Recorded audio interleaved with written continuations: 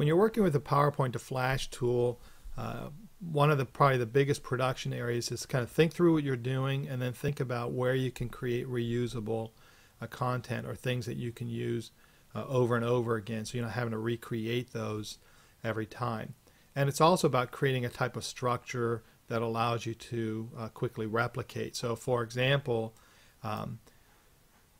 the original course I think has 5 or 6 characters. For the prototype I only built 2. But when we look at a particular character, so John happens to be the first level and then Sarah's the second level. So you can see I've got my slides titled 1 for the first level interactivity, and then once John's gone, Sarah becomes the dominant person, and so we have a section for Sarah, and I only built out up to the questions. I didn't build this part right here out, but I could easily just copy and paste that and modify it. So then once you build it, you really have, it's really the same structure for each character. So adding a new character would just be a matter of adding the character to the slide and then adding a feedback thing here, which is really just, I would, if I wanted to add a new character, say I wanted to add a Jill character, I would add her to the slide, and then I would need to have a place for her to have text, which we have here,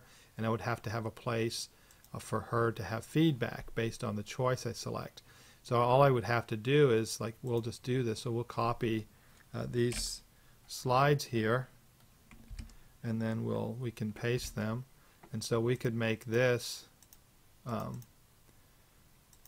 slide. We can just call this Jill, and then we would have I didn't copy it, so let's copy this. We can paste this, and then we have can have Jill feedback. So I've basically got the structure now for a new character, and that only took me about 10 seconds to do. And then all I have to do is move the text box over to Jill if I had a Jill character here, and then set my hyperlinks.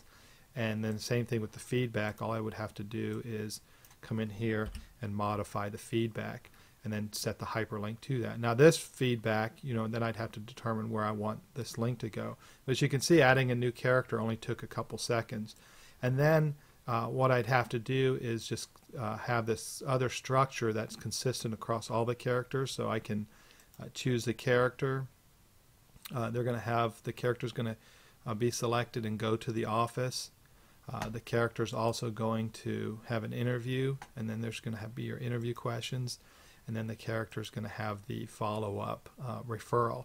So I would just copy the structure and then paste it, and then I'd have, if I copied this, it would just be a matter of copying all these slides and then pasting those after Sarah, and then making modifications to the content. But the infrastructure's reusable, and it's easy to do. And then I just have to apply a new layout. So let's say, for example, I want to create a new interview structure. So I've got, we'll show you how easy that is to do. So we're just going to we'll just start with the these slides here, just to speed things up. So I've got these 7 slides, and we're going to add this here. We'll paste them in, and then we'll just title these 3, and then we'll say Jill. And I won't title the rest of them just to speed things, to keep it simple. But I would just quickly change this all to 3 Jill, and now I've got my structure here. But you'll notice the layout is still the Sarah character. So all I have to do is go to my Slide Master.